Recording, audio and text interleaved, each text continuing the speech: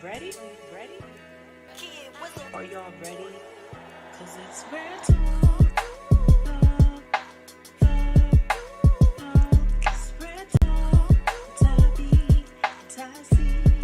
Hey, it's real talk. Rare, authentic, real experiences. Welcome, welcome, welcome. We are here with another fabulous episode of It's Rare Rare Talk. talk. Hey Yes, y'all. indeed. So we are here with co-host, Tabby. and I'm Ty C. So I am excited. We are excited, cousin. I'm going to let you introduce our special guest on today. Yes, y'all. So thank you all that are on. Listen, I don't usually do this because my mind don't be on it, but I'm going to tell y'all tonight. Y'all want to share this. You want to get your cousins, you want to get your brothers, sisters, get everybody on here tonight because we have such a special guest. We have been, I don't even want to use the word excited, but we have been looking forward to this episode. Like me and cousin were texting, like, this is going to be good. Like, we just knew that this episode was going to be so good. Like I said, we've been looking forward to it. We were talking earlier about this young man, even comments and people were sharing the post, that he was going to be sharing his story on tonight. I'm walking through the store with tears and I mean, just so elated, just so joyous about this young man who I had the pleasure of working alongside a couple of years ago. And so, y'all, I like to introduce to some and present to others, none other than Mr. Andre Childs. Welcome. Welcome, welcome, welcome. We are excited. Cousin, thank you so much for the connection with Mr. Childs, and Mr. Childs, once again, we just want to thank you for being here. Cousin is exactly right. When I think about the topic that we're actually going to be talking about tonight, like there's a lot of different pandemics that's going on in the world today, but addiction has been a national problem for a long time. Yeah. COVID came in and COVID made its name great and as far as like the headlines on television and media and all of that. But addiction has been, listen here, an issue for a long, long time. It has affected so many different families in so many different ways. And so just to know that Mr. Childs, you have celebrated 5 years in recovery melts my heart. And I have to be perfectly honest with you. This subject area right here is very dear to me. And it's very dear to me, not that I have actually experienced it personally, but coming from a job of 7.5 years of working with individuals who have been battling this for years. I always took my job very seriously.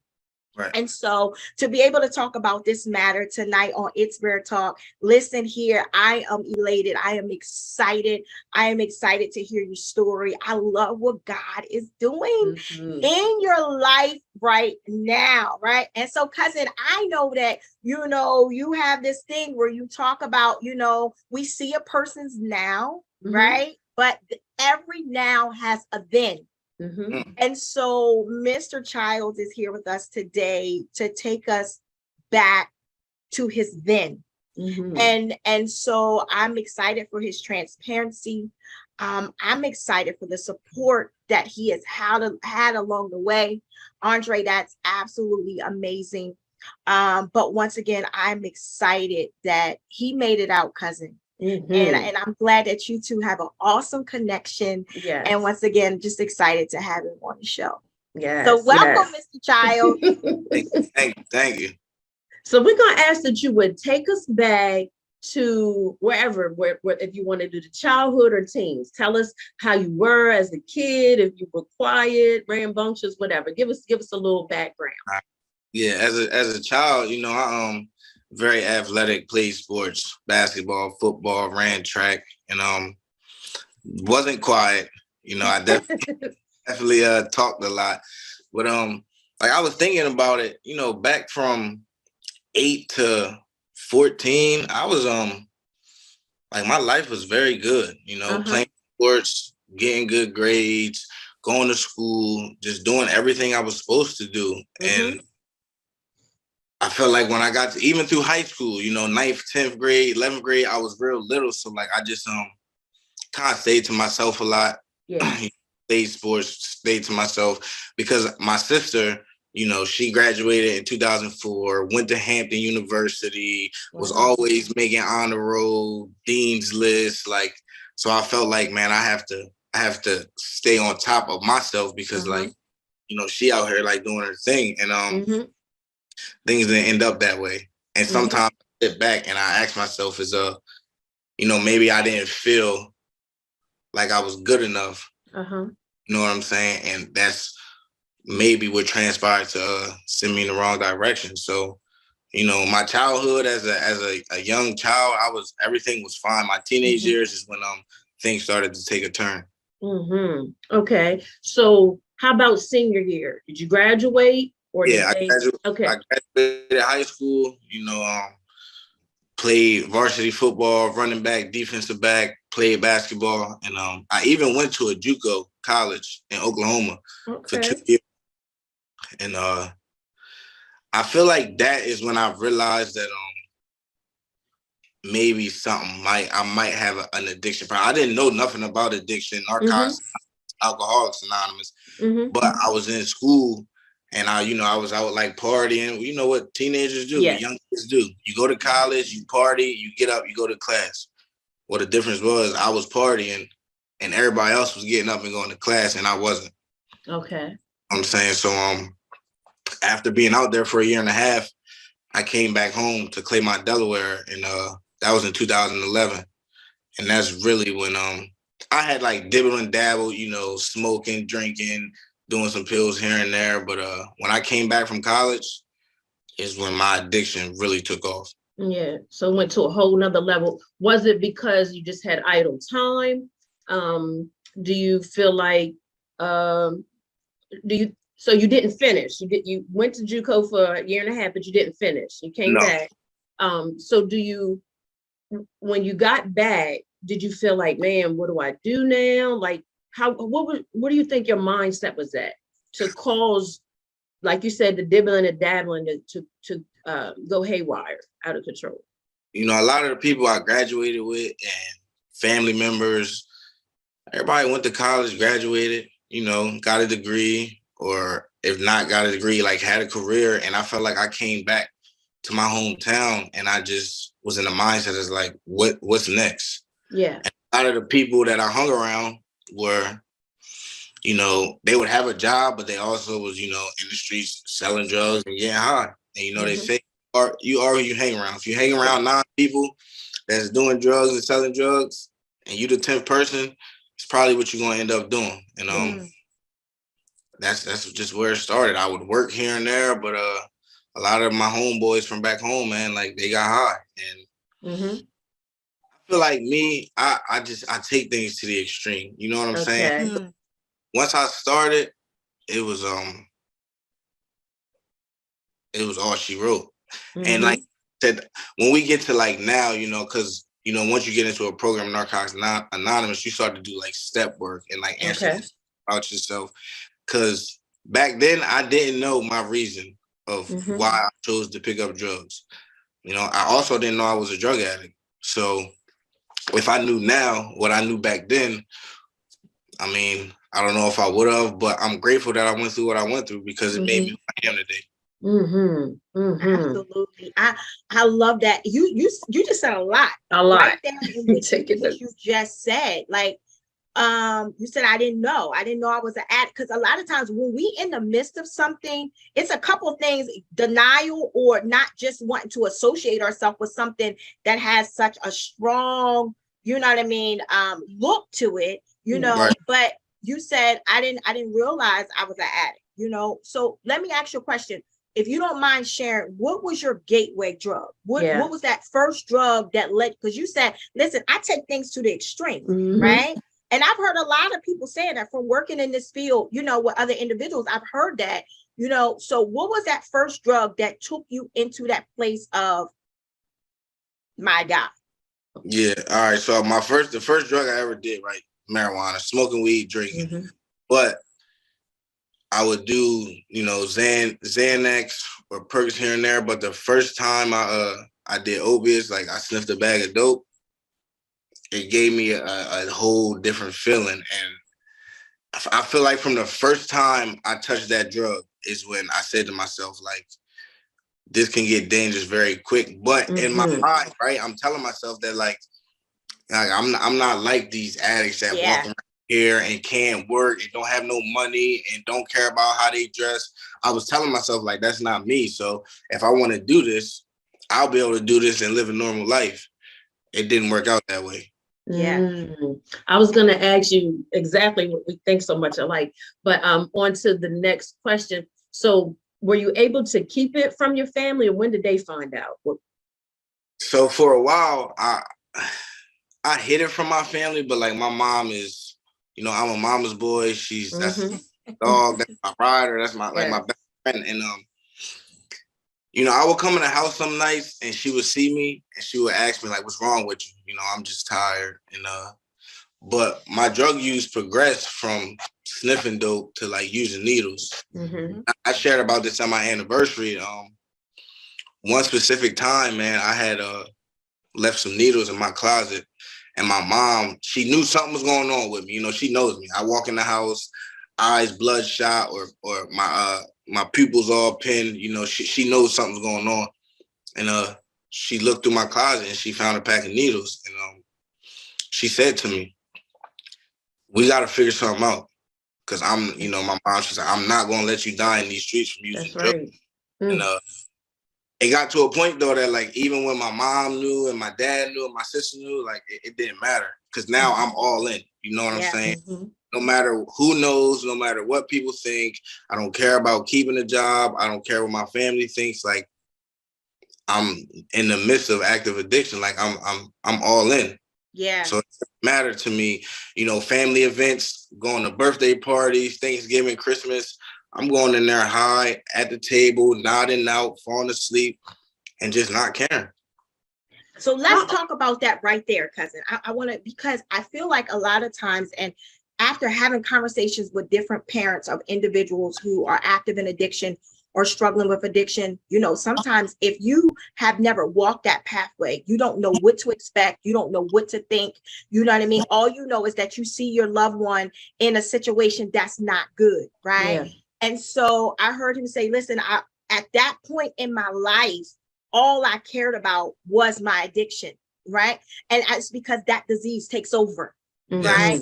And so that person that they actually seen come into the dinner table and things like that, it was taken over by a different force. Yeah. Yes. Right. And that thing, I heard what you say. You was like, in the beginning, when I took on the heavy stuff, the opiates or whatever, I knew that it could become dangerous. I heard about it, you know what I'm saying? But in my mind, because right at that point, it hadn't taken over your mind. In your mind, I got control over this. Yeah. Right? That's what a lot of people actually believe, that they got control over it. You know what I mean? Not realizing that thing right there, man, that's a demon all by itself. All by itself. Yeah, that thing, it's coming to take over everything. And before you know it, the individual is out of control with it, right? And so here you are, you're showing up. You still showing up, but you showing up with something riding your back. Right. Yeah. Wow. I was going to ask too, were you working? Were you still functioning like with a job, or was you just like getting your money in the street or whatever? I was working. I would have a job here and there, Okay. I used to work with my uncle cleaning like Wawa floors, and then I worked at Bellevue State Park. Worked there for about 4 months, got fired. Worked at Stanley's, a restaurant. Worked there for about 7 months, got fired. I would have a job, but I could never keep a job because if I woke up one day and I didn't have no drugs, there was no way I was going to work. And if I did go to work, I would try to find a way to either leave work and go use, leave work and go find some money, steal some money and go use. It was just, I couldn't keep a job if I didn't have drugs. I couldn't do nothing in life.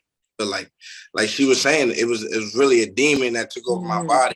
Like if I wake up today and I don't get no drugs in my body, I will not be a productive person. It had you like that. And so what's your age range during this time? I would say when I was deep in my addiction, 19 to 25. Wow. Wow. 19 to 25. Okay. Mhm.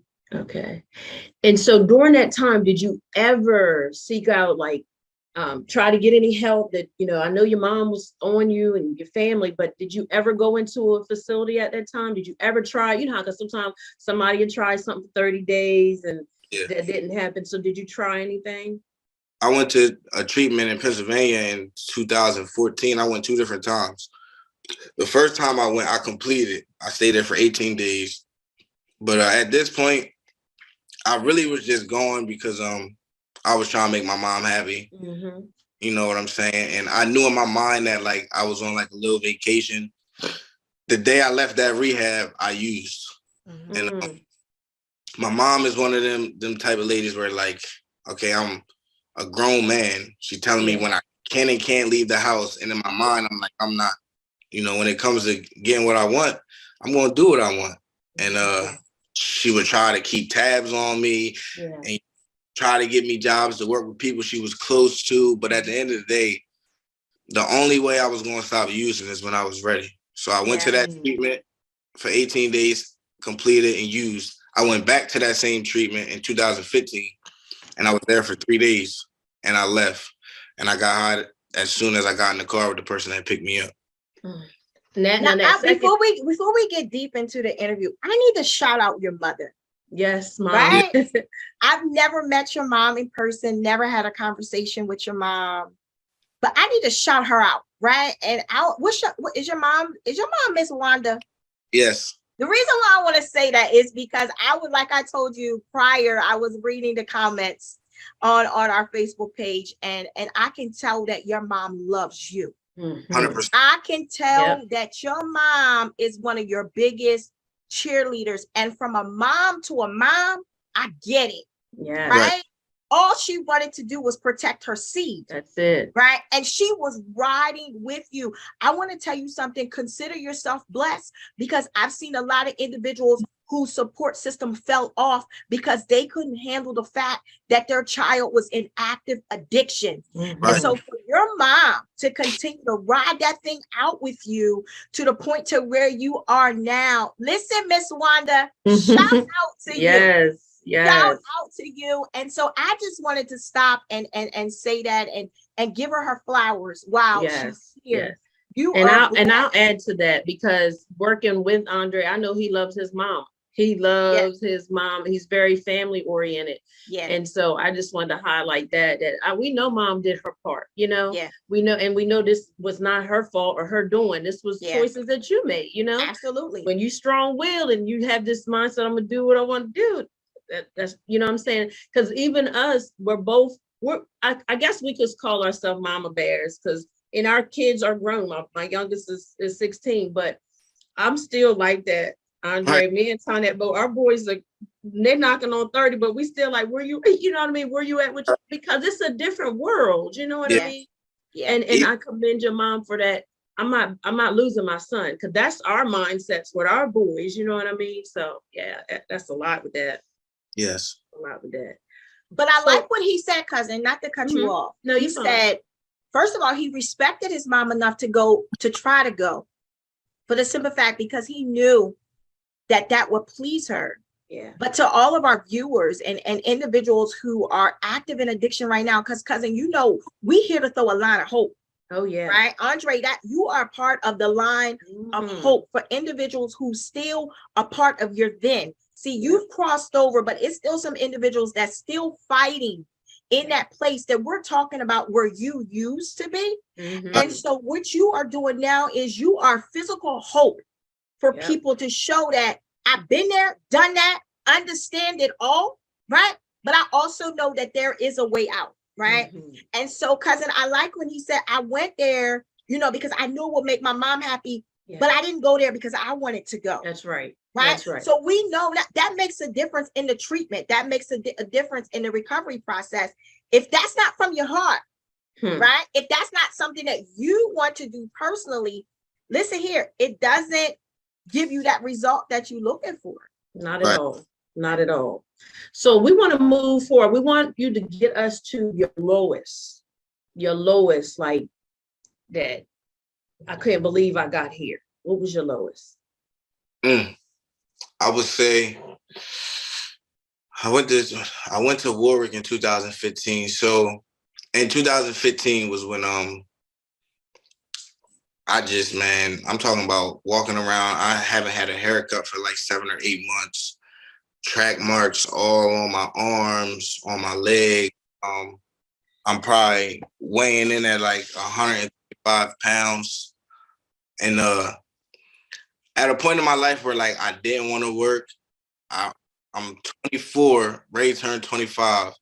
And like I'm calling my mom at nighttime, asking her, can she stop at McDonald's and get me a double cheeseburger from McDonald's? Like I'm a grown man with no money in my pocket, not eating, not caring what I look like. If I wanted to go get a haircut, I have to call my dad and try to get some money. I was hopeless. Like I'm talking about down bad, man. And at that time and point, like I didn't really have no hope. Like if I'm being honest, it was times when like I would stick a needle in my arm and like I would hope, maybe maybe this will be it, because I'm tired of suffering and I don't know how to get clean. I went to treatment, that didn't work, and I was okay at 24 years old. That like, man, I'll probably die before I'm 25 as a drug addict, and I'm all right with that. But in all reality, I really wasn't okay with that. I was just so far gone in active addiction that I just didn't want to live no more. Jesus. Jesus. The battle became that severe. Yeah. And I believe what you are saying, you gotta excuse me, because man, this topic makes me emotional, because I want to see people win. I want to see people free, and I want to see people healed. And I believe what you just said is what a lot of people feel on the inside. Yeah. You're speaking, you are able to verbalize now what so many people really want to say. Yes. Right? But you said, I'm saying this, but this is not, there's another part of me saying that I do want to live, but I can't kick this thing. Yeah. This thing is too heavy. This thing has overtaken me. This thing has taken me to my lowest point of just not caring. Yeah. Right? And so here we are. That is a very low point. Yeah. Yeah. And cousin called me before the show started. And she said to me,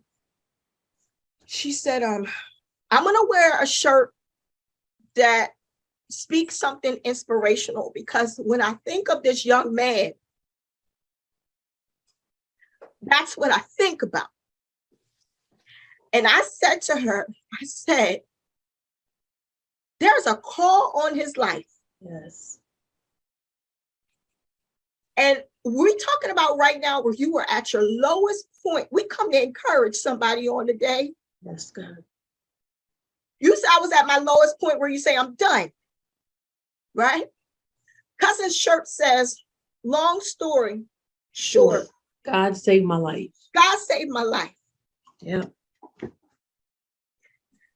have many inspirational shirts. But when I was thinking about what shirt I was going to wear on the show, when I was thinking about the show all day long, if I could show you the dialogue between me and my cousin texting about this show, all I could think about was this word right here for your life. Purpose. Yes. Purpose. Yes. Your life is purposed. Yes. That's what your mind was saying, but God had another plan for your life. And so here we are at this point right here, and you're saying, I don't want to. What was the turning point? Where did this shift come in at? I was sitting in my kitchen with my mom and my sister on Easter 2015. And we had Easter dinner, just me, my mom, my sister, and my nephew. And I remember, man, my sister sitting at the table, like she's also one. You know, my mom, my whole family supports me very. But this particular moment, it was me, my mom, and my sister sitting in my mom's kitchen, and I just remember like my sister just crying and asking me like, "Why can't you stop?" She's like, "I don't understand. Why do you have to live like this? Like, why can't you do something different? You've been to treatment, it hasn't worked. We try to come up with these ideas, like nothing's working. Like, I don't want to lose you. I don't want you to die in the streets, but like, why can't you stop?" And at that point, I didn't think she really understood how deep this active addiction was for me. But I just remember seeing my mom and my sister's face, man, in 2015, and I said to myself, I gotta give myself a chance. I had this therapist that I talked to, you know, and I'm always been the type of guy, man. Like, I'm always honest. I'm always open about what I'm going through and what's going on. And she found that treatment facility, Warwick Manor. I can honestly say, even when I went there, right, when I left there, I didn't stay clean right away, but I didn't go back home. You know, I went to that treatment facility. It was about a couple of days before I was ready to leave. And I just told my counselor, man, if I go back home where I'm comfortable, I'm going to put myself with people. I'm going to put myself in the same neighborhood. I know where to go. I can walk there. I don't need a phone. I'm not going to stay clean, and I'm going to end up dying. And I went to that treatment facility in 2015, and I stayed down here. But the disease of addiction is so crazy, right? Because like I still found a way the day I got out of Warwick to go back to Delaware one time, use, and then come back to Maryland to a recovery house. Because I still didn't know if I was ready to stop. Like I would go back and forth, man, so much. I don't want to use, but when that thing is on my shoulder talking to me, sometimes it's hard to shake it off. And 2015 was an up and down year for me. You know, I went to Warwick, I went back home, I went to a recovery house, I got a couple months clean. I think I had like 90 days clean. I got kicked out of the recovery house. I went to another recovery house. I kept using. I went back home, continued to use, then came back down here in October of 2015 because I said to myself, the only place I've ever got any type of clean time was on the Eastern Shore. And I felt like when I went back home after being down here, it wasn't even about like being in a dark place. It was just about the years that I've spent in Claymont, Delaware doing that, and the 90 days that I spent up here clean. And I said to myself, I'm tired of living this way, man. Like, I'm just tired, you know, and now I'm going to go down there and give it 100% shot. You know what I'm saying? I'm going to give my all. I'm going to take some suggestions. I'm going to get a sponsor. I'm going to do step work. I'm going to find some people who really, you know, got some clean time and are really trying to live a new way of life and be productive members of society. And that's what I did. And, you know, my story, relapse is a part of my story, right? Like I had years clean from October 2015 to October 2017, and then I relapsed after having 2 years clean. And even just sitting here thinking about that, man, like I know what I did wrong. I know what happened, because it wasn't like I wasn't happy, you know? Yeah. Those 2 years was the best 2 years of my life. But for me, when I started dealing with somebody back home, and I like kind of like disconnected myself from the program of Narcotics Anonymous, from my the people in my recovery house, my sponsor, my sponsees, and I started hanging back around with the same dudes I hung with when I was in active addiction. But I thought I was okay because I had 2 years clean. And let me tell you something. Listening to you makes me think about how powerful the mind is, right? But then you still had the drugs that's affecting the mindset all the more. You know, they always say a mind is a terrible thing to waste, but the mind is very powerful. That mind have us doing all kind of stuff. But I commend you sharing that part, because a lot of times you know, we can miss detail, and you just shared some detail right there. And like cousin said, we just appreciate your transparency so much. And we definitely believe that you're helping some people. I want to share something with you that I realized about the word recovery, because we hear it, but a lot of times people just think what people have their own, you know, definition of what recovery is. But this is what I found out about recovery. It's about the get back. That's in Latin, that's what it is. It's get back. It's getting back and getting back what we lost. Now, my struggles weren't your struggles. I don't have your story, but I definitely had some things that I had to recover from. So I had to get myself back together, my mind, you know, healing, all that stuff. Everybody has a different journey, and this one just happened to be yours.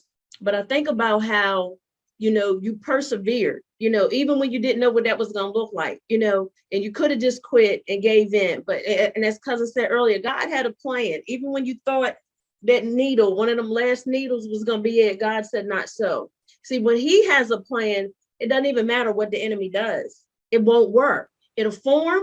It might even manifest, but it doesn't mean it's when God has when you're sealed, like when you're chosen for such a time as this, the enemy he can only do so much. But just the fact that you kept persevering, and guess what? God knew all along that heart. He knew your mind was doing its own thing, but he knew deep down you really didn't want to die. Like you thought you did, but inside you really didn't want to go out like that. Nah, you didn't want to go out like that. And so I'm just so grateful to God that I was able to, you know, work alongside you. So we're gonna move into, you know. Hold on 1 second, cousin. I just want to share one. I listened because words mattered. Yes. I listened to him say, I went to rehab because of my mom. Mm-hmm. And then I got to a low place. And then I heard my mom and my sister. I heard. Then I heard him say he got to talk with himself. Yes. Mm-hmm. I'm tired of this. Yes. Mm-hmm. For all those that are watching and viewing and want out, you got to have a conversation with yourself and mean it. I heard him say, I want out. Mm-hmm. And then he started to seek out places of his. See, once you have that mindset, once he was ready to shift, didn't say the opposition wasn't going to come, right? But he was ready to shift. And then I heard him say he went, and then he realized he couldn't go back. To the same. He was able to identify some triggers, yes. some red flags. I can't go back home. If that place is not safe for me. It's true that you really do have to change people. You do, places and things. Yeah. It's necessary for survival. Very. Right? He wasn't strong enough to go back to those places yet. And now he's starting to admit some things to himself. Mm-hmm. Now he's realizing he's now talking to the man who he sees in the mirror. Yeah. Right? And now we're starting to see results. Yes. Did he fall? Yeah, he fell. Mm-hmm. But he was able to say, okay, wait, I see why that happened. No longer making excuses. That's right. All right. But so he was trying to find solutions then. That's basically, it was the like mindset has shifted. That's right. You got to shift the mindset. It's important to shift the mindset. Yep. Right? Until you shift your mindset, it don't matter what nobody say. Mm-hmm. That's it. And also another thing is the shifting of the mindset allowed room for God to move. Yeah. See, I believe there's a lot of people that addiction, and Andre, you can, you know, comment on it. There's a lot of people that addiction has took out of here. Oh, yes. Yeah. A lot of individuals have died, unfortunately, from overdose. Mm-hmm. It's happened. It's true. I believe God had a plan for all of their lives. That's right. Come on now. There's a plan for everybody's life. But listen, he can't work where we don't give him room to work. Mm-hmm. When you shifted your mindset, because what you don't understand is, listen here, there was a word that was spoken over your life. Yes. And I'm assuming from reading a message, right? The mom commented and said, I'm so proud of you, son. And then there was a pastor who commented last night. I'm reading these text messages, and I'm telling you right now, Andre, my spirit was jumping. Yes. There was a pastor who then commented and said that she was proud of you. I don't know this pastor. She said that she was proud of you And she said that the Lord is going to do great things in your life. And she told your mother that she was proud of you and she hasn't seen nothing yet. Your mom came back and spoke the words that you spoke over his life. Yes. I need you to hear what I'm saying. This is why I know you have purpose. This is why I know God saved your life. There were some words that were spoken over your life. Your mother said the words that were spoken over your life helped her during the most difficult times of your life. There was a word, right? And so what happened is when your mind shifted, now you have given God room to work. Yes. And every word that has been prophesied over your life, as long as you give God room to work, I want you to hear what I'm saying, young man, because I believe the world ain't seen nothing yet. Everything that you went through, it was for your good. And that's what you're going to help somebody else. But everything that has been spoken over your life, as long as you give God room to work, he can work. You ain't seen nothing yet. You have not seen nothing. I want you to hear what I'm saying. You have not seen nothing yet. Yeah. This is the beginning of great works for you. Yeah. And everybody does have a yet, but the yet is based on your yes to God. Your yes, because he doesn't force anything. Right. You know, and as cousin said, your ministry may not be behind no pulpit, but you definitely got a street ministry and on the court. That's because you sharing your testimonies, helping other people. You know what I mean? You saving folk when you open your mouth. That's why you can't be quiet. Right. You can't be quiet. So when I called you, when we were talking about our shows and our topics, so we're strategic. We don't believe in just doing anything just to be doing it. That's not where we're at. Everything that we do has to be purposeful. So when we were talking about one of the topics was recovery, and we were like, who do we, you know, and God instantly put you on my mind. And so cousin asked me like how many years you have been clean. And I told her, and she was like, are you sure? I said, all I gotta do is ask. I'm gonna ask. And so when you responded back and you called me, you was like, with no hesitation, yes, I'm ready. I'm gonna do this. And let me tell you something, because you did this, this is another leap. You're overcoming all the more. Every time you share it, you are overcoming. And I love when you were talking about the steps in the step program. So that's what every day is. It's one step at a time. It's not about getting to the end right away. It's step by step. And you definitely have a calling, and you definitely matter. And I just think about your now, because working with you, and I didn't grow up around you, only knew what you shared with me, but working with you, I seen, you know, how you were so family oriented. You would bring your nephew on the trips and stuff like that. And, you know, just being hands-on with the kids, very manneral, you know, you have your mannerism. Like, so I know mom put in that work. You know, you were a gentleman. And I wanted to publicly say that you were a gentleman. We worked in close proximity. You were a gentleman the whole time. And the only thing I would want you to change, you can drop the miss and call me sis, okay? Because she's like, oh, don't make me feel so. just call me sis, okay? Okay. Yeah. But I got you. I've been able to experience your now with you, working with those, you trying to save them, telling them your story. Yeah. You know what I mean? And so I'm just so elated that this is just a step. You know, you're going to have more opportunities to share. You're going to have more opportunities to be a light and a witness. And we definitely want to bring you on board for some things that we desire to do. So, cousin, I'll let you go, because I'm feeling like listen, so I want to talk about his now. So we heard about that last time that you used, and you was able to identify why, and you realized you had went back into some old places. Take us from that point to now. All right. I celebrated 2 years in October 2017. It was like the second week of October. Then I relapsed like November 1st or something like that. And my relapse was from November to December 6th. My last day using is December 6th. And I'll never forget it because, you know, I was going back and forth down 301, going to Delaware. And I was driving back. You know, it's like an hour, 45-minute drive. I'm driving back, no music. I had used, and I just was driving on the highway doing about 45 miles an hour, man, no music. with tears coming down my eyes, asking myself, how did I get here? I know how I got here because I know how I got the 2 years clean that I got, and I stopped doing what I was doing when I was in recovery. So I know how I got here. And I picked up the phone, I called my sponsor, and I'm like, man, listen, I'm driving back to Maryland. I need to move back in the recovery house. I give you my phone, I give you my car keys, I give you my wallet, I give you everything I got.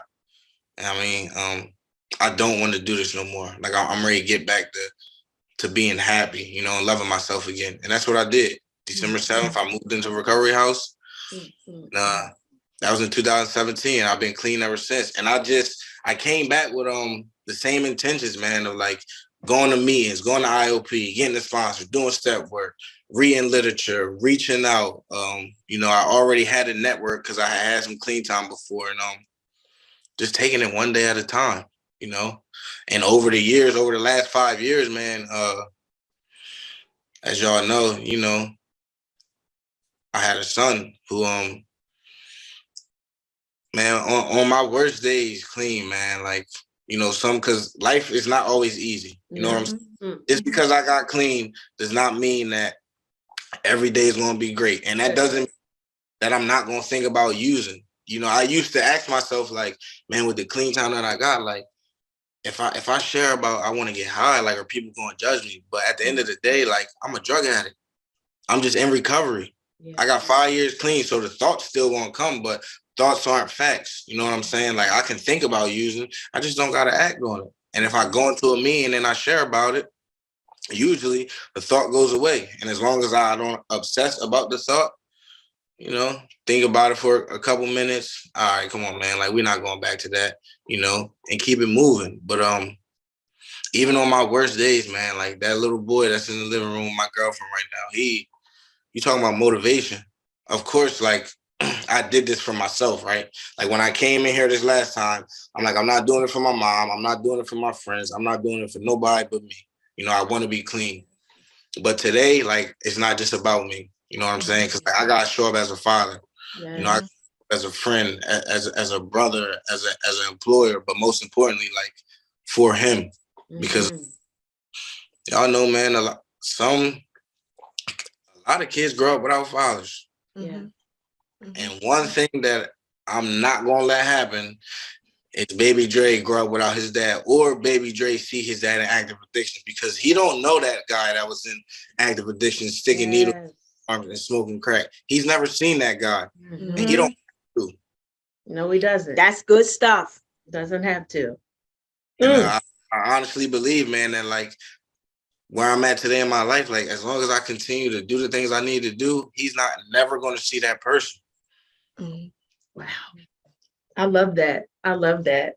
And I got to see him before we got on. He was like, who's that? He's so cute. He is so cute.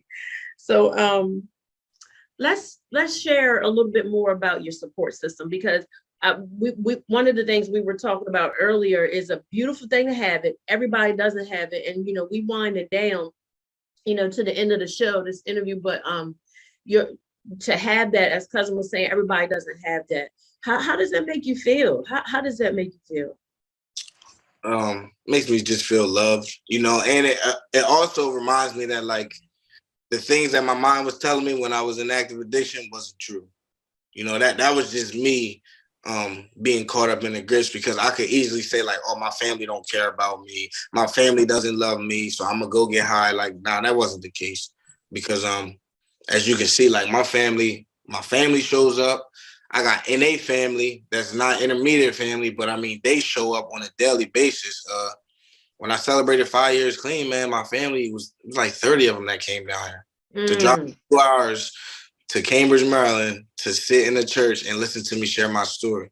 Wow. And I truly believe that if it wasn't for my Narcotics Anonymous network, man, like, the guys in my network who I can get vulnerable with, it's been multiple dudes that I'm talking about, I've like real tears cried on their shoulders, or vice versa. And, you know, as men growing up or coming in Narcotics Anonymous, we got this mask on that, like, oh, we can't get vulnerable with another dude. We can't cry to, you know, they'll think we're soft, but like all that, for me, that was just a mask, man. Today, like, all my homeboys in Narcotics Anonymous to tell you that I go in the meeting, I share with them, I share in the meeting, I cry on their shoulders, I cry in the meeting, because like at the end of the day, I'm willing to do whatever it takes to get another day clean. Yeah. Yeah. Yeah. One day at a time, man. That's all we're required to do. That's it. When we try to live more than one day at a time, that's too much. Yeah. That's all. It's too weighty. It's too heavy. Even for those who are not struggling with addiction, all we are required to do is live one day at a time. That's it. One day at a time. And so just know, we encourage all of our listeners, just know if you have that support system, reach out to them. You know what I mean? You don't have to be islands. Yeah. I said, pick the phone up, call somebody. Exactly. You know, a lot of times people suffer in silence by choice, or pride gets in the way. And I'm glad that you even shared about, men can cry, because when you don't shed tears, that keeps you prideful. But God is closest to those that are of a contrite spirit, a broken heart. That's what God, because that's saying, okay, I can get in. It's like breaking up that fallow ground of the heart. God can really get in. And that's all he wants. That's what he wants for all of us, just to be able to come in and love on us and show us that we have purpose. He has need of us. And so we're so, again, elated that you shared this time with us, and all those that, are on here. Anything you want to say that we didn't add, anything you want to share to any of those that are listening right now, or may come back and see this later? Anything you want to say, you have that liberty to do so. Just want to let everybody know it's possible, man. I say that because when I was in my active addiction, I didn't think I could get a day clean. And like today, I sit here with 5 years. So if I can do it, anybody can. You just gotta open up. You gotta get vulnerable. You gotta call somebody. You gotta ask for help. Because the longer you stay quiet, the worse it's gonna get. And I'm saying that with experience, because there were so many times, man, where I wanted to reach out for help, or I wanted to cry out for help, but I didn't want to be judged, or I didn't want to be called a dope fiend or a crackhead or a junkie. But at the end of the day, like, my pride was getting in the way. Because if I would have reached out earlier, thankfully, I'm glad I went through what I went through. But because like you said, there's a lot of people out here dying who didn't reach out. I don't know, I'm ready to bring my son in here real quick. Okay. I want you to bring your son in. And I want to share this with you before you go get your son. I heard you say, I'm just a drug addict in recovery. Right? That's not who you are. Yeah. I want you to hear what I'm saying. That's not who you are. That's who you used to be. Right. From this day forward, every word that you speak out of your mouth over you, speak something different. Yes. Right. You are a man of God with purpose. Right. With a story to tell, who shall live and not die. Right. And declare the works of the Lord. Now, no, speak something that's who you used to be. Right. I got a lot of stuff I used to be too. Yeah. Right. But when I speak of myself now, I speak something different. Right. And so that's what I want you to do. I'm excited for your future. I'm happy for you. Yes. I'm happy for you. I'm proud of you. Thank you. I know this won't be the last time that I hear your name. No. But let us see who makes you proud. Let us see. This is awesome. This was awesome. Let us see. Look, we see the smile on his face already. Let us see. Hey. Absolutely handsome. Hey, little Dre. Hey. Handsome young man. Yeah. Yeah. Listen, we see the smile. No, listen. We see the smile that he actually puts on your face. Continue to be that great father. Continue to make memories with him. Right? Remember what you said. What he don't know, he don't have to know. It's a fact. You continue to make life great for you and him. Hi, little Andre. How are you doing? Nice to meet you, sir. Nice to meet you. It's here. He be talking. Here. Hmm? Why got that in here? The light. They Why you need got the- that in here? That's Don't a you love that blessing. curiosity? I Yes, love it. that's a blessing. Go So, ahead, cousin. I'm just gonna say, so again, Andre, we appreciate you. We want you to stay motivated, stay encouraged. Remember, it's a one day at a time. And when you said something to the viewers about reaching out, anybody that's struggling, because when we hungry, a closed mouth don't get fed. So when we hungry, we're gonna open up our mouth and say something. So if we want something different, we do need to open up our mouths and just ask for help. Let's get that pride out of the way. So Right. again, thank you. We appreciate you. We want you to enjoy this holiday time.